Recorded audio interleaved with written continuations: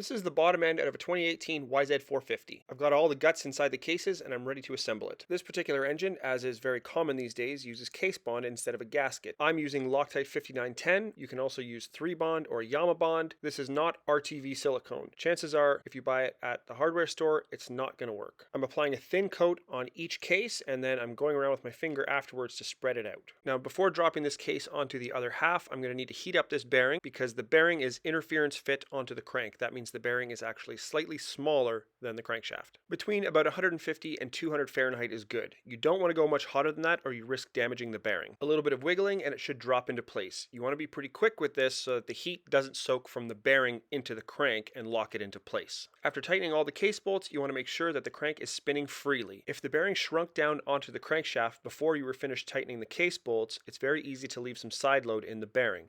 This can easily be remedied by tapping the bearing a little bit, but you want to be really careful.